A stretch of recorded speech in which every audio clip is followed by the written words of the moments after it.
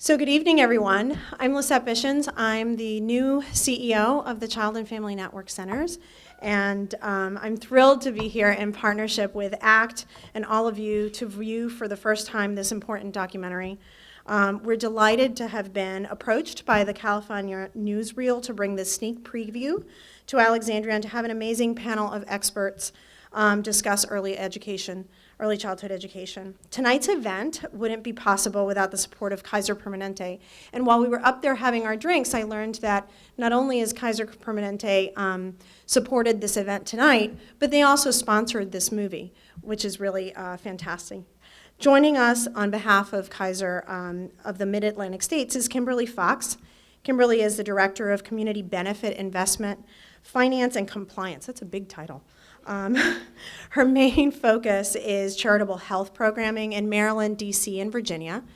And she is responsible for the overall financial portfolio management of investments that benefit the community.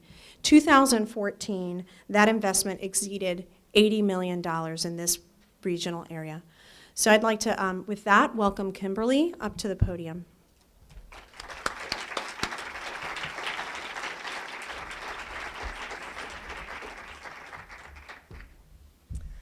Thank you, Lisette.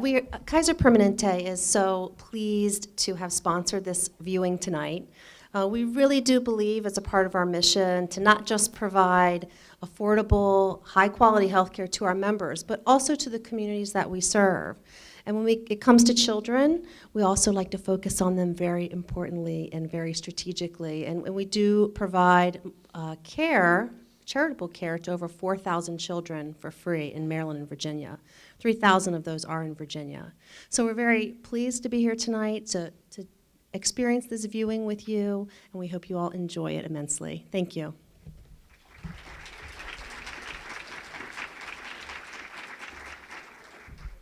Okay, and with that, I'd like to introduce the Raising of America Signature Hour, Early Childhood and the Future of Our Country.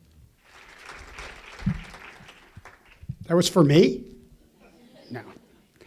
Thank you all for being here, and we do have a second portion of the program. I'd like to ask, while I'm making a few comments, if our panelists could work their way towards the front and to the stage, please. Panelists and our moderator, please come on up. I'm John Porter. I am the President and CEO of ACT for Alexandria, Alexandria's Community Foundation, and we're very pleased to partner with the Child and Family Network Centers, also with Alive, Hopkins House, and the Campagna Center for this evening's program, and the many of you out there that are doing so much in Alexandria to address this very issue. I'm old school. I remember a commercial, the Fram oil filter commercial, that basically said you can pay me now or you can pay me later. And I think from the economic side, that message came through in the film this evening. But also there's a moral side. There's the right thing to do and the right thing we need to be doing. I understand I'm speaking mostly to the choir out there and many of you, and we thank you for the work you've done. But what's really exciting, at least for me right now, having now in my second career in Alexandria, is to actually see not just attention around this, meaning people saying, oh yeah, that's something we need to do, but people actually doing things. From city council to the school board to those that are really involved on a day-to-day basis with this. What we'd like to do for the second portion of this evening, and we're going to adjust the schedule a little bit and move forward, but we have a panel of distinguished people, both in our community and beyond, and they are going to be discussing these issues in a little bit more depth. We have some members of the ACT and the CFNC staff that will be coming around in a few minutes with cards. If you have a question, please write it down on the card. Those folks are just going to kind of hang around, pass it back to them. We'll have a little bit of time for Q&A at the end from the audience via those index cards. And any question that does not get answered tonight will be answered. We'll send it out to the panel, get some responses back, and we will post those on websites, and we'll on all the websites that I will talk to you about momentarily after the panel discussion. Would like to introduce our moderator this evening, Kimberly Loman Suiters is a multimedia journalist and lifelong Washingtonian. You can see her consumer investigative work on ABC 7, hear her enterprising reports on WNEW-FM News, and read books she's written on real reporting experiences, such as A Random Act and Twist of Faith. She has received numerous AP and state television broadcasting awards. She's a proud member of the Mizzou Mafia, which basically means that she holds a master's degree in journalism from the University of Missouri in Columbia. We have a round of applause out there from another Missourian. She says, though, she still finds the real education happening out there on the street when she's reporting each day. Ladies and gentlemen, Kim Suiters.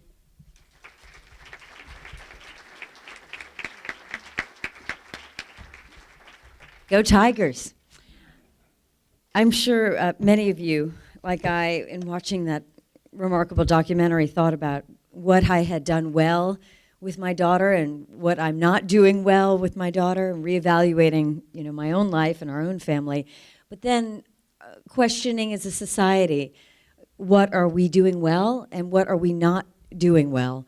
And it's not over, right? This is our opportunity.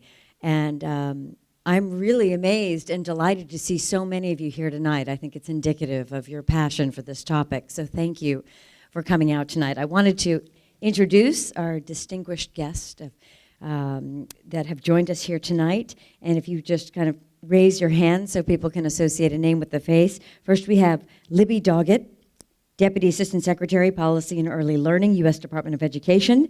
And you'll recognize him from the film, Rob Duggar, Chairman, Ready Nation Advisory Board and Invest in Kids Working Group. And then Ellen Foltz, Executive Director and CEO of the Bryn Mawr Family Foundation, and Lisa Guernsey, Director of the New America Foundation's Early Education Initiative.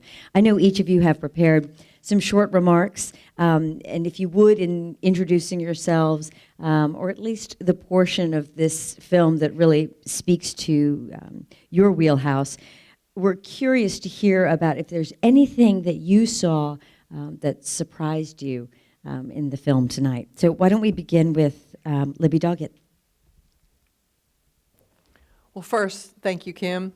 Thank you. I'm delighted to be a part of this esteemed panel. I've known all of these panelists for a while, particularly Ron and Rob and Lisa for almost a decade. And thank you all for what you're doing. The Child and Family Network is incredible. The Campagna Center, we recently, last week, had the pleasure of taking Arnie Duncan to one of your great schools, the Patrick Henry Elementary School. I'm excited to see a community coming together because I think if you look, and what I kept thinking about, I was very stressed, I have to say. We're expecting a new baby this summer in the Doggett family. My younger daughter's going to have a baby, and I kept thinking, does she have to go back to work so quickly? What can we do? But it certainly was stress. But I kept thinking, when we think about the states of the United States, and I'm from Texas, in Texas, we're always so glad that there's Mississippi because there's always a state that's doing worse than we are. And as I was looking at the statistics about the countries, I was thinking, is the United States Mississippi? And it was stunning to see, one stat after another, and to see our country so far down, and yet we pride ourselves on being a nation and the leading nation, and certainly in so many ways we are. So that was really, it was a little depressing to watch that. I guess in my wheelhouse, I work at the U.S. Department of Education, and it is at the U.S. Department of Education in early learning, it's a moment in time. It's pretty exciting because we do have a president who has made early learning in these first 5 years a real priority. And a couple of years ago, I was on the edge of my seat watching the State of the Union when he announced a $75 billion preschool for all proposal that includes everything that we want in early childhood. Home visiting, which is parent support in those early years of, someone, a mentor, a coach, to help those parents do the right thing. It included early Head Start child care partnerships to increase the quality of child care, because you saw the difference between poor quality and great quality, and we know we can't get there on what parents pay. And so we've got to do something there. And then it included preschool for all 4-year-olds, because we know that that is something we need to do. We know how to do it. Oklahoma is offering pre-K for every 4-year-old. So we have a president who wants to do that. My boss, Arnie Duncan, has been out there preaching to everybody who will listen that if we're going to reform our schools, the best place to start is in those early years, and that we've got to do better. So we have an opportunity right now, and luckily we have communities like yours that are doing a terrific job. We have states, and I think Virginia is one of them, that is looking and saying we're not going to wait for the federal government. So we're excited that cities and states are moving things. We know that they can't do it alone, and we need to do more on the federal level. So thank you. Thank you. And I know tonight one of the things we want to do is focus on solutions. And so as you're getting these cards, if you have what you think is a great solution that you want to share with the group, please write that down as well.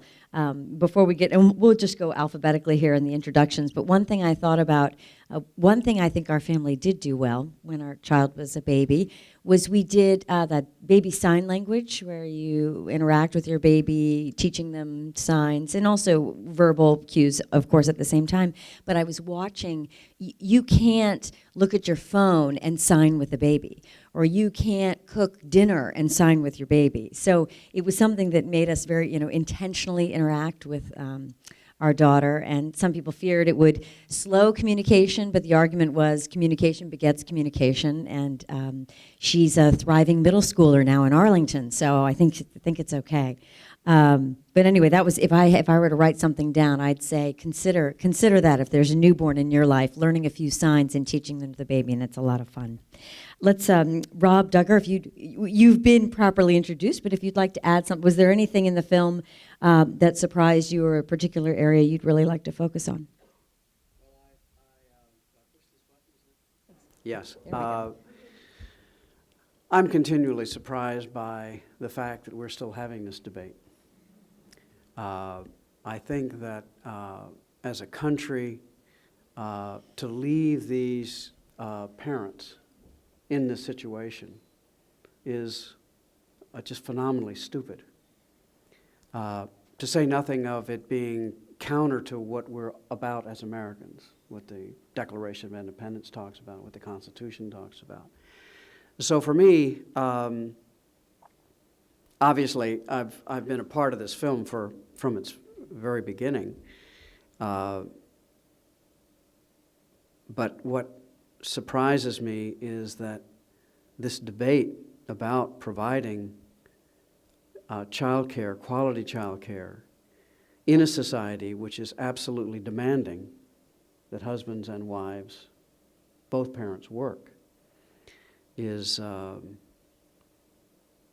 really quite amazing. Ellen Foltz, you want to weigh in? Certainly, as a working parent and a mother of 2 children, 6 and under, I had many moments where I identified with the parents in the film. I think what is extraordinary and helpful in Alexandria in this particular moment is that our city council and school board, along with many nonprofits, have all come together around the development and adoption of a Children and Youth Master Plan that really gives our community a chance to work within a shared framework of priorities and goals for the success and well-being of our children. I'm particularly focused on and proud to be part of the Early Care and Education Work Group, which includes members from the city and school leadership, as well as nonprofit leadership, and is convened by Act for Alexandria. I think as we see in the film, it does take every person in the community working together. When our kids have snow days, we all have to figure out how the heck we're going to handle childcare. And, this is a shared challenge, whether we're rich or poor, whether we have a good support system or no support system. And I think that, for Alexandria to be able to start talking more productively about this shared commitment towards improving access and alignment and quality for parents and families that are nurturing their youngest children. We have a mixed delivery system, and we have, we can really make that excellent in our community, but that is going to take a shared commitment from all of us, and I think recognizing that we are all in this for our children and for our neighbors' children. Lisa Guernsey? Yeah, I just wanted to first just explain a little bit more about the work that I do. New America may not be a name that you have heard out there, and that can be a way of actually describing my own reaction to the film, because there were certainly surprises, but they were surprises I was remembering how surprised I was when I learned these things, when I started the work that I'm doing now. So just a quick introduction for those of you who don't know. New America is a policy institute in Washington, D.C. We're a think tank, essentially, and we run an education policy program, but and it goes all the way up through college and financial aid policy issues. But what's interesting about it is that we start at the very beginning, and we consider the very earliest years of life as learning years and as part of the way we should think about education in this country. So the Early Education Initiative that I direct is a program that looks at policies from age actually before birth, prenatal policies as well, all the way up through the third grade.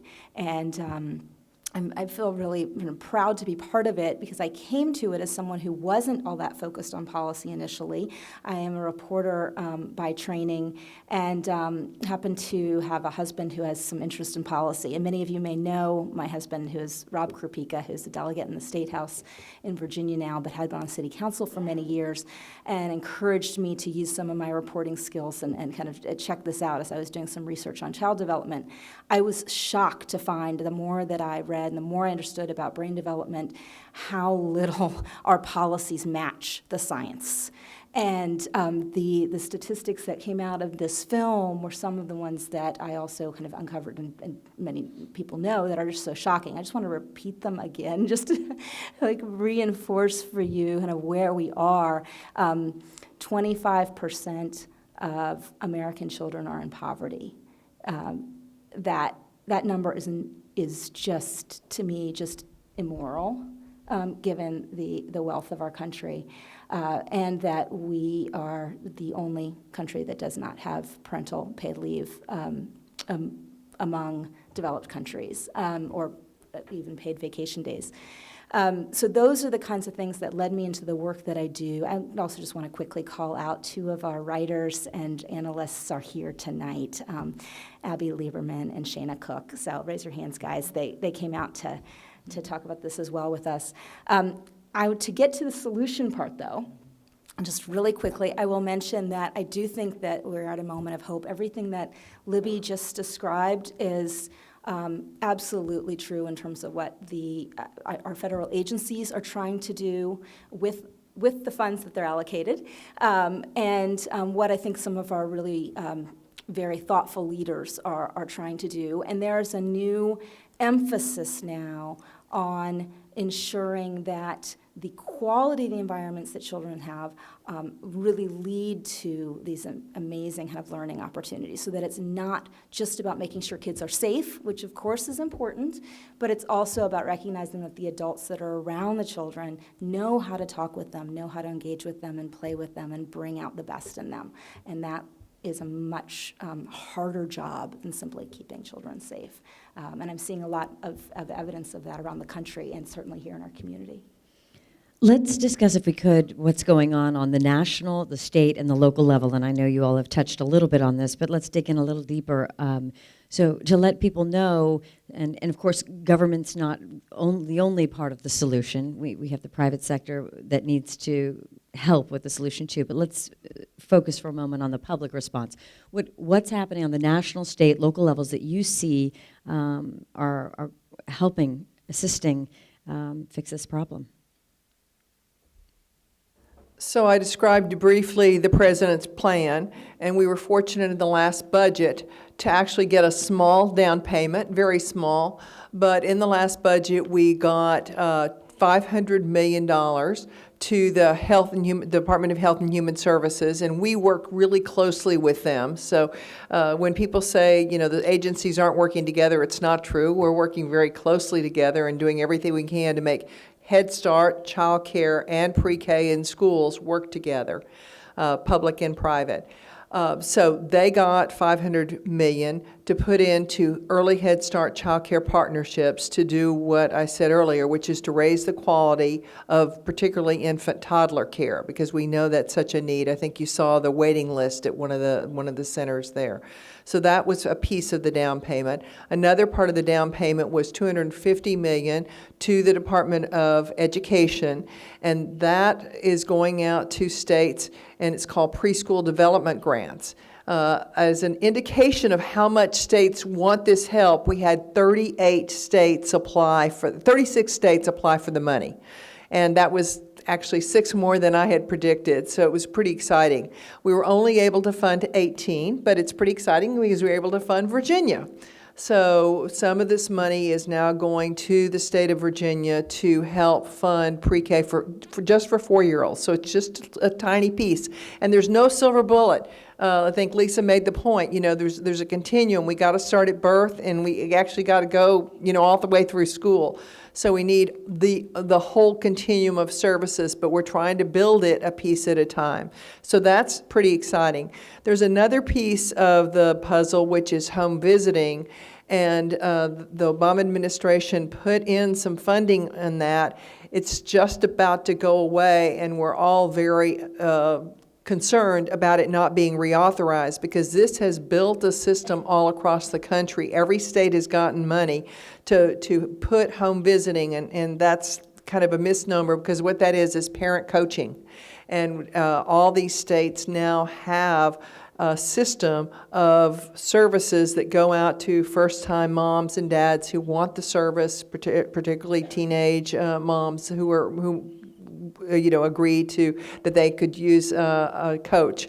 So that's a piece, something that's happening. And then the other thing I'll mention, and then turn it over to others, is we are in the midst of the reauthorization of the Elementary and Secondary Education Act. And my boss, Arnie Duncan, and others are very interested in making sure that as that is reauthorized, we act on the research. And that's one thing we really need to get through to people is we have new research. And we need to be looking at that research and saying, let's build our system based on what we know. Other countries are doing that. They're looking at the great research that we have paid for as American citizens, and they're putting early childhood systems in place, and yet we're not. So we're very eager to see preschool particularly and early learning added into the Elementary and Secondary Education Act as it goes through reauthorization. Rob?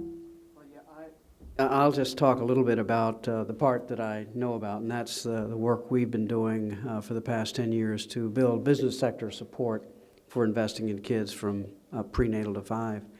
What we find is that across the country, business leaders are beginning to understand that a lot of the things they complain about, particularly the non-productive productivity or weakness of public schools, have a lot to do with the fact that kids are not arriving ready for school. What we showed in 2012 was that quality pre-kindergarten can reduce special education costs enough to actually pay for the pre-kindergarten, and would actually enable you to expand pre-kindergarten using special education savings. It used to be that when I went around the country and spoke at chambers of commerce, I would talk about the long-term benefits of early education. And my words would go out into a room of about 150 business people. They're all mainly men. And the words would go out, and I could see them processing them, and then I could see them, the conclusion going across their forehead. It said, "He wants to raise my taxes." Now when I talk to them, I can actually point to examples of where very solid conservative business people have made decisions about borrowing money and using that money to expand the number of pre-K seats in their city, paying for that expansion of pre-kindergarten in their city, using the reduction in special education costs that are expected from their public school system. And if indeed it turns out that those savings are not achieved, then they're willing to take the risk and lose the money. This is called pay for success, social impact finance. And the quite conservative business board of directors of the United Way in Salt Lake City, Utah, borrowed money and expanded pre-kindergarten in Salt Lake City by 600 seats on exactly this basis.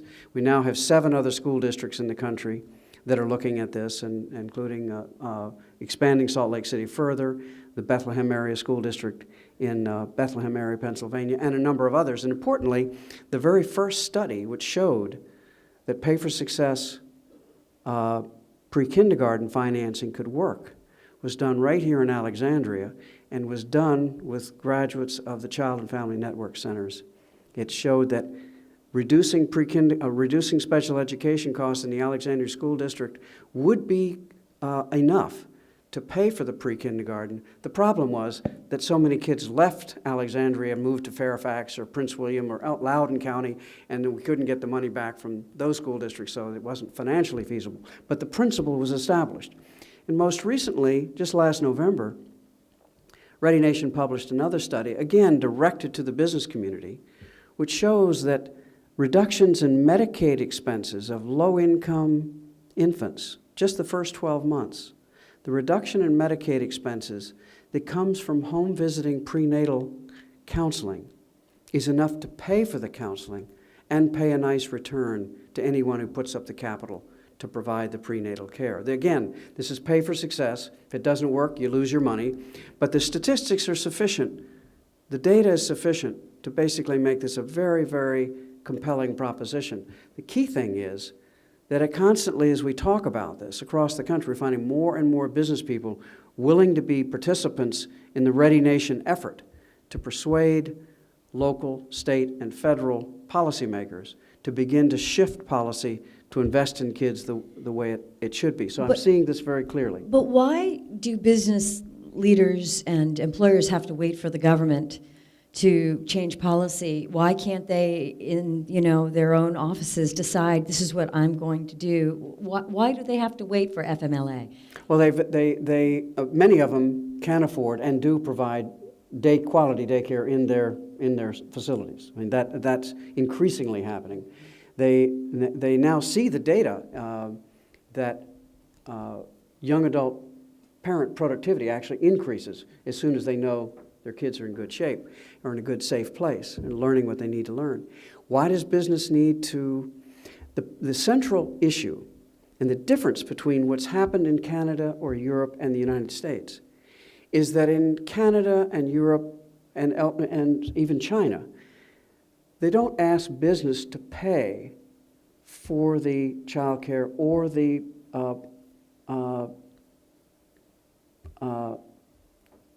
the days off. the days off. What is it called? Leave. Yeah, family leave. It's for sick children and for infants. It is substantially funded by the government. So the business itself does not have to bear this cost.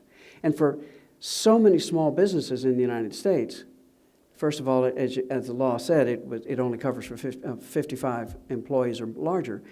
Even for 55 employees, this is a relatively small business, and to incur these costs, it almost says to the business, we don't want to hire women or parents who are going to have children. And structurally, internally, this was just something that business has it does not like to be put into that position of being sort of anti-family for cost reasons. So it's far better for society to recognize this priority and pay for it directly. And I would say that why does it take business so long to learn? I think it's because for an awful long time in human history, we had so many kids. All of us in this room have seen the generally the decline in the number of children per family. There were 4 children in my family, there are only 2, so forth and so on, just steadily declining. So in a sense, the number of infants we have relative to the total population is steadily declining. So in an important way, the value of human capital is actually rising. And as the value of human capital rises, then the society sort of adjusts itself to begin to invest. But this is a learning process. So what we're seeing, I certainly see it in the business. I was just in Lafayette, Louisiana, late last week, speaking to a business group. And I did not expect what I found, which was a lot of guys in that room who knew what I was talking about and were ready to talk about what needed to be done. Why? Because they wanted to attract good business to Louisiana. They want to attract business, and what they learn is if you want to get the talented young people, the young people that are actually going to make a company successful, you got to show those young people that they're going to be able to raise a family there successfully. And this means from the get-go, able to stay with your child when it's born, able to have good daycare, you've got to have employment for both the husband and the wife. So I think it's a learning process that we're seeing, and hopefully the learning can occur fast enough that we don't, in essence, slip over the cliff simply because we didn't turn the car soon enough. Ellen, did you want to add anything about what you've seen on the local level that has helped, some successes? Well, I think, whenever I start talking numbers, we're talking about, Alexandria here, which pales in comparison, to the national level at which Libby and Rob play. But, I think our community can serve as a nice example and a potential pilot for how a district can come together intentionally around, putting together a mixed delivery system involving community providers, the city, the school, and the private sector, and really, looking at a system of care and some quality service options for the diverse families in our community. So I think it is, I appreciate Rob sort of drawing that history between the pay for success model, because I remember well when we were talking about, could the data from CFNC work, to make this example? And so I think that, we absolutely need, Libby's incredible support, that she's given on the national level, but we also need to sort of keep in mind what we as a local city can also do to help this effort, and, definitely look forward to continuing to partner with the panel in this way. Lisa, what about on the, did you want to add something, Rob? Just very quickly, if we were able to knit together the counties of Northern Virginia, we would be able to do pre-kindergarten pay-for-success finance. If the quality pre-kindergarten programs, those graduates, if they go into the public school system and then they go to another public school system, if that school system pays its savings back to the original program, we'd be able to do it in Northern Virginia. Lisa, the think tank, public solutions, private solutions, what are you all studying right now that looks promising?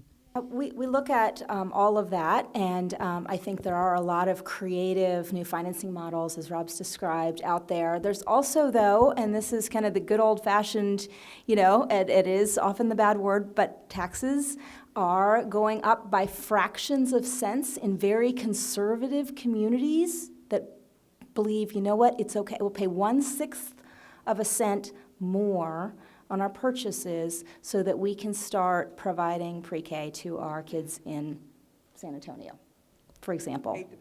1/8 of a cent, sorry, 1/8 of a cent.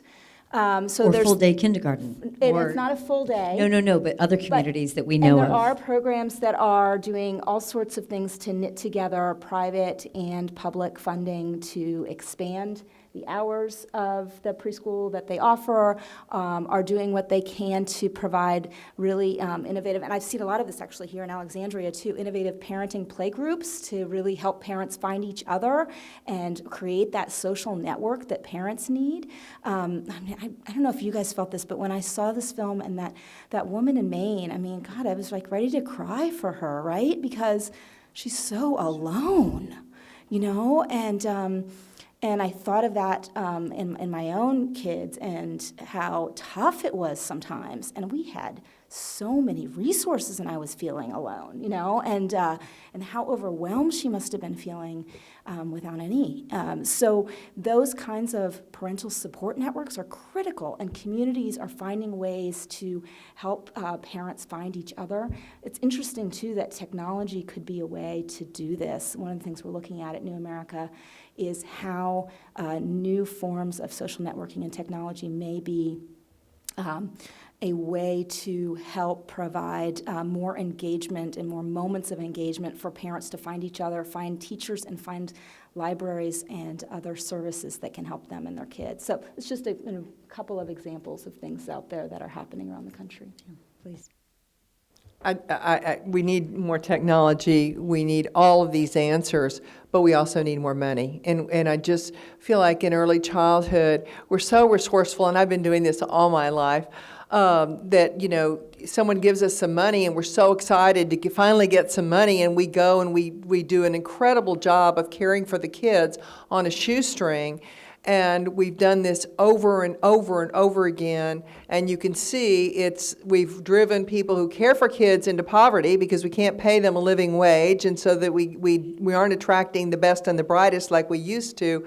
So, we need to have more efficiency, we need to look at more technology, more pay for success, but we also really do need more money in the system. It's an underfunded system, and I want to make sure that nobody leaves here thinking, oh, we can just reorganize or we can do these creative things.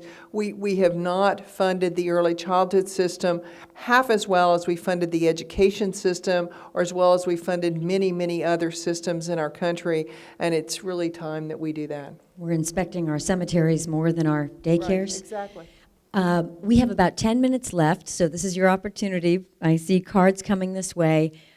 One thing I would encourage, and maybe it's out there and I just don't know about it, our organizers tonight or our panelists, don't you think these economic arguments are very powerful?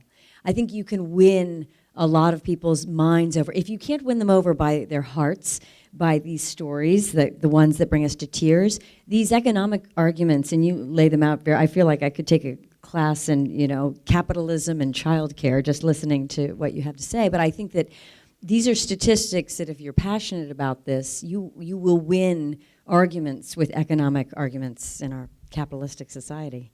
Okay, a few questions here. This is the best part. Can someone tell the story of how Oklahoma passed preschool for all? Which sectors, parties, interest groups got behind it? And this is interesting because my daughter was actually born in Oklahoma. My husband and I grew up here, but we lived in Oklahoma City for 9 years. And we all paid for preschool. I mean, there's no other way.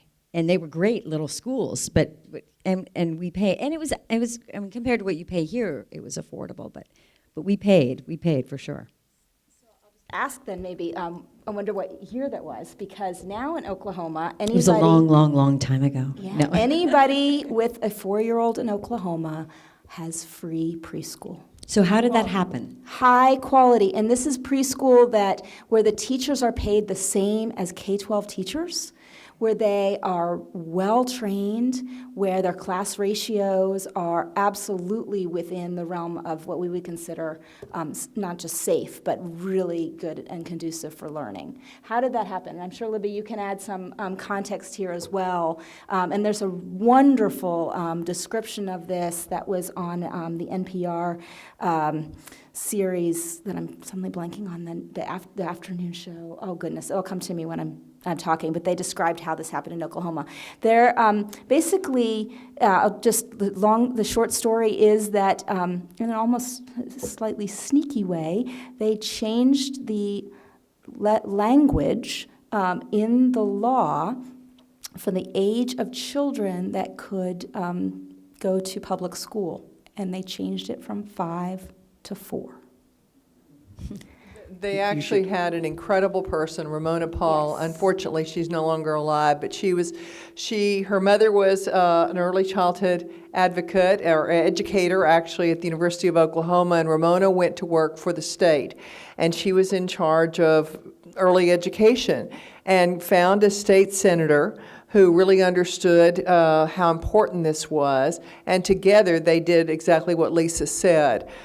First, it was for at-risk kids, but that was back in the day when schools were primarily providing early childhood, and schools were declining in enrollment. So those superintendents and principals were so excited to be able to pull down the funding for 4-year-olds, in addition to the 5 and 6 and 7-year-olds. And then Ramona was there at the state level, making sure that they had high-quality standards and that they had the training from the universities and everything you need, because this is not easy.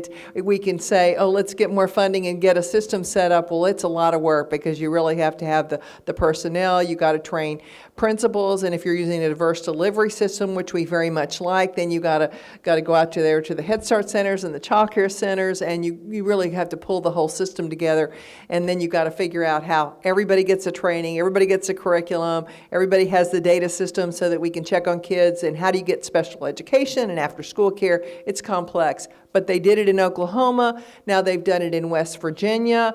I think you probably have seen more recently all the activity that's going on in New York City, but also the New York State. Alabama has a great story where pre-K was high quality, and little by little, one governor after another governor has taken it on as his mission. So I was down in Alabama, Montgomery, a week ago at the Governor's Summit, and Governor Bentley was there saying, I'm going to put $10 billion in pre-K every single year until it's done.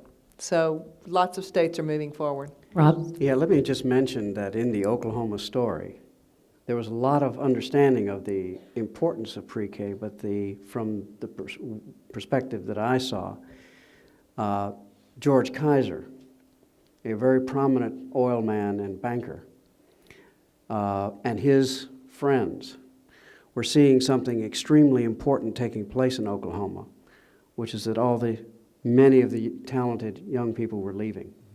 Oklahoma was hollowing out from a human capital standpoint. The brain drain, they call it. It was a brain drain. You guys left, right? Well, we're from here, so we came back to Virginia. Okay. But you didn't stay. We didn't stay. There you go. It was a brain drain. The business community recognized that George Kaiser is a force of nature, and he and his colleagues basically used their lobbyists to bring about this statutory change. And I'll just say that it's This American Life has a wonderful Yes. segment on this. Sorry. Yep.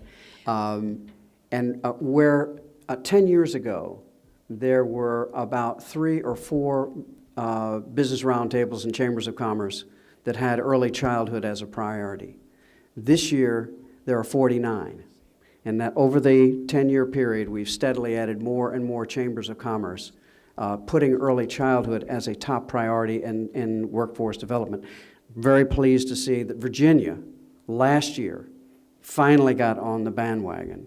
There's one left, Nevada, and they're complaining that they're not on the list, but they're going to get on the list next year. It's interesting where you see innovation across the country in the states you mentioned, with the exception of New York. You could find those states on the bottom of the list.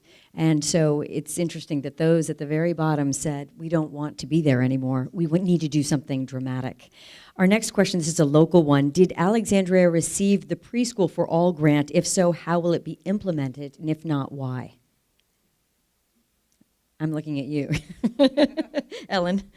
Well, Alexandria received an early Head Start grant through work that the Campagna Center and the city partnered on. So we did not, Fairfax County did, I believe, receive the Preschool for All grant. We are pleased that we will be able to work on the 0 to 3 aspect through this grant, because I think a lot of the time the conversation, is around 4-year-olds, but we all know that children do not magically become 4. A lot goes into it before then, and so I think, our foundation actually is is providing the private match on the Early Head Start grant. And again, I'm going to sort of keep repeating the story in Alexandria, which really is about the different sectors trying to come together more intentionally to move the needle for our children and families. So I'm thinking you just answered the next question, which some young children can benefit from an extra year of preschool before moving into the formal setting of primary school. Affluent families can choose to do this, but parents in the city subsidy cannot. If the child is eligible for kindergarten, he or she cannot remain in preschool. Is there a way to change this so that the child's needs can be met? And this is what you're speaking to. Yes, I mean, I think, and Libby, and Lisa and everyone can sort of chime in, but one of the challenges that, virtually every community faces is how to kind of work within the system when much of your funding tends to be organized by program and by federal or state funding stream. The communities that I think are achieving more success are the ones that are figuring out ways to creatively braid funding. And, Alexandria does this to a pretty decent extent, but, we are conscious of the need to do more. And actually last year, Lori Morris and I had the pleasure of having lunch with Libby Doggett, and she offered to come to Alexandria and meet with us and talk about ways that we can work together more effectively in this area. And I think with some of the progress that has been made under the Children and Youth Master Plan, we're very close to taking her up on that. From the parent perspective, that question also may have come from the point of view that, gosh, I just don't know if my child really can handle a kindergarten classroom yet. It would be so nice if they could just be in a preschool environment for another year, and I really get that.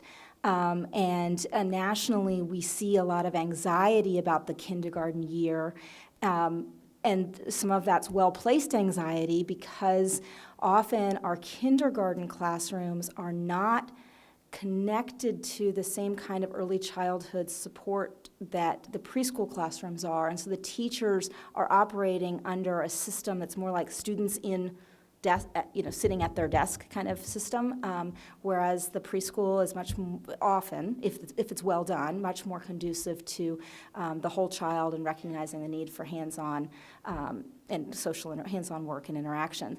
What we want to do, and at New America where we put a lot of emphasis, is on making sure that there's a better seamless transition so that kindergarten can feel like just an extension, a kind of step up certainly from preschool, but not a completely different environment that shocks and scares kids and parents, but instead is one that is as nurturing but still and be challenging and stimulating to kids. So that's another issue out there that some of our policies can fix if done.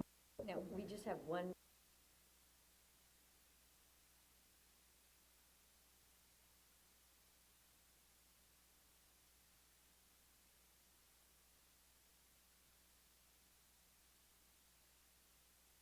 Talking about that in 1971, the child care bill that was vetoed.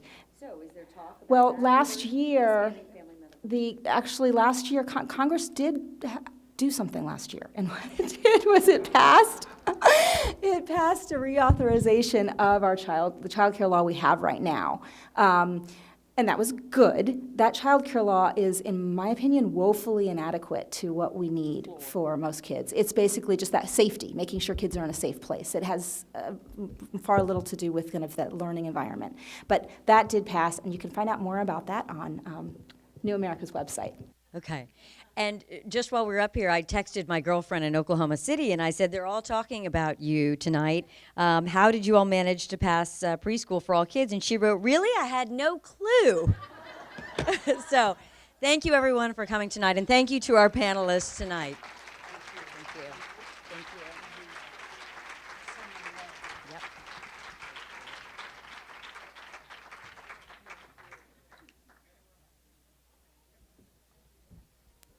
As you're leaving or as you're preparing to leave, first of all, if you have other questions, please, we have someone at the door. We'll be happy to collect those. We thank you for coming. You've got a sheet at your table, or at your seat. Please look at this and take it with you, because on the back is what you need to do. And that is learn more, talk with others, and give of your time and your support for this. Thank you.